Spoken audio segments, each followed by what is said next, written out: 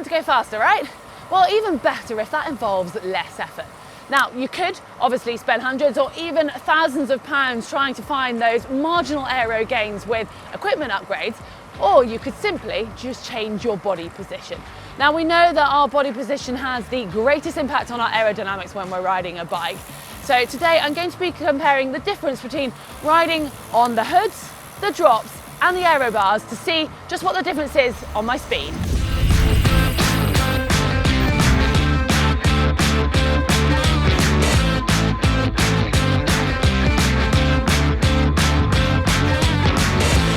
I think it's fair to say that we all love a bit of free speed, whether that's in a race or even in training. Now, I've mentioned on the bike, we've got lots of options for our position. So you've got the tops here, the hoods, the drops, and like I mentioned earlier, you can add clip-on aero bars.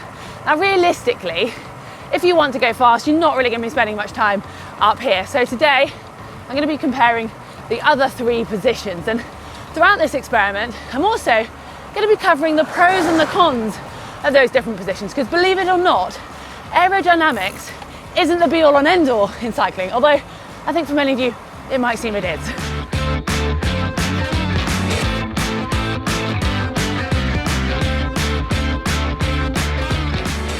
Right, as you can see today, I'm on my BMC team machine, and significantly it's got round handlebars which are essential for being able to attach my aero bars. So I'm only going to be putting these on for the aero bar leg of this experiment, and the rest I'm going to be riding it without to try and keep it as fair as possible. And I'm going to be riding a 4K stretch which is slightly undulating, but I'm going to be comparing my time of each of the 4Ks whilst maintaining as close as I can to 200 watts. So I've got the power meter set ready to measure that.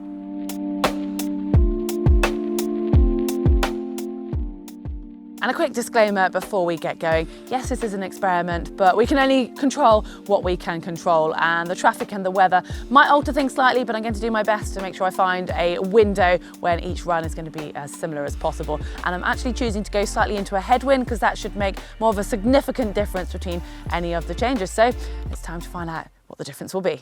Okay, ready for round one on my hoods, and it's time for this 4-kilometre effort. Off we go.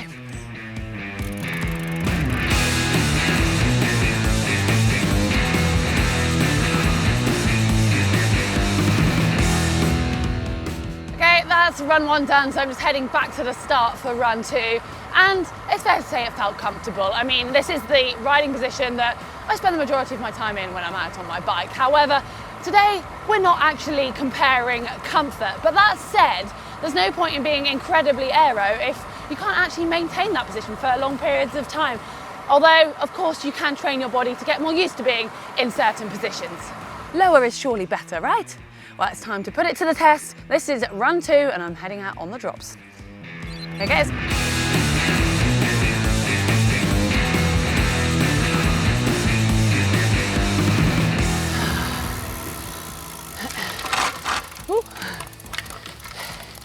All right, I'm not going to tell you the numbers just yet because we've got one more to go, and I'll save you for that treat. Well, that certainly felt faster. I mean, I'm most certainly lower. I feel like my head's much closer to the stem in this position, and it's relatively comfortable. I mean, I did get slight pins and needles, but that's probably more me not being used to this position. And one of the benefits of being down on the drops is that control you have. I mean, it's that natural go-to position if you're descending when naturally you're going faster. But importantly, I've obviously get my fingers nice and close to the brakes, and I've got a low sense of gravity, so it's great for cornering, just that general feeling in control of the bike. As you can see, I have brought out the bars. This is for run three. Now today I've got these individual clip-on aero bars. If you're using anything like this, please make sure you've attached them properly and you've really checked that you can put some decent weight down through them, because you are going to be relying on those when you're in that position. Now, as the name states, they are aero bars, so I'm going to expect that I'm going to be more aerodynamic and hopefully, as a result, faster. There's only one way to find out. Here we go.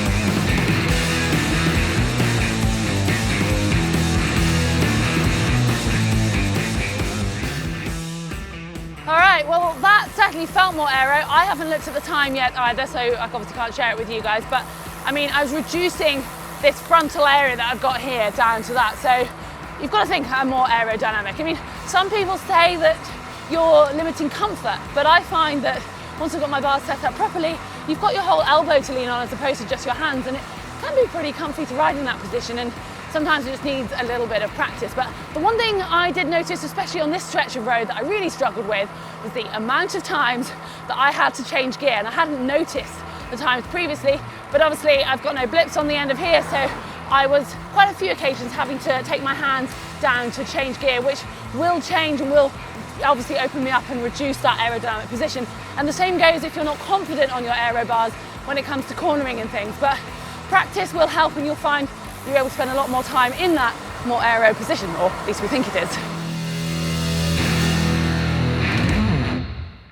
Okay, it's time for coffee and, more importantly, calculation. So I've downloaded the numbers off my bike computer and we've got the evidence here. So run 1 was on the hoods, if you can remember, and the 4 kilometers took 8 minutes 23 seconds with an average speed of 28.7 kilometers an hour.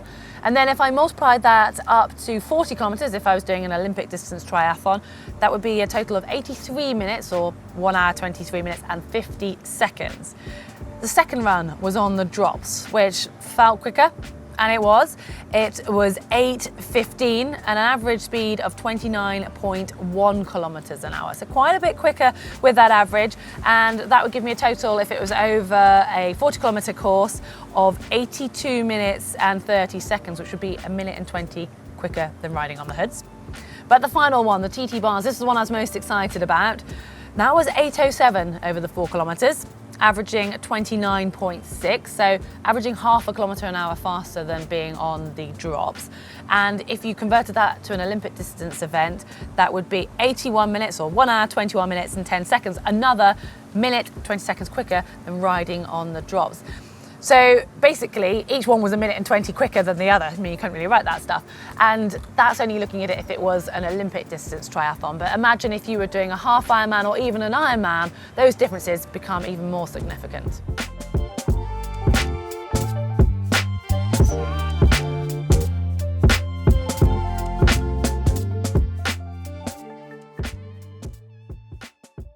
So the numbers support the fact that it is worth investing in a pair of TT bars, time trial bars, aero bars, whatever we want to call them. And that also indicates that it's worth investing some time spent training on them and in this position. I would recommend not doing what I did ahead of my first triathlon. Borrowed a pair of clip-on aero bars from a friend, stuck them on my last ride before my big event, and it's fair to say it wasn't much of a surprise that I spent a total of 10 to 20 minutes in a half Ironman in that position, due to the fact that I didn't have the skills or the confidence to ride on my bars.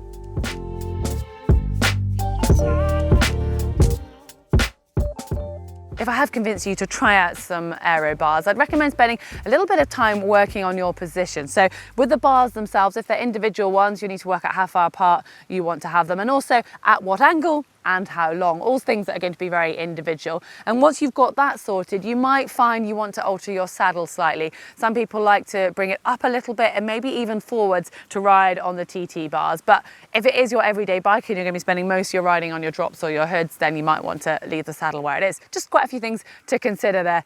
And if you've already invested in a pair, well, if you think you're getting some gains, then let us know how much you think you benefit from riding on those bars. You can do that in the comments section below. Hit the like button, and remember to check out our social media channels to follow us at GTN there too.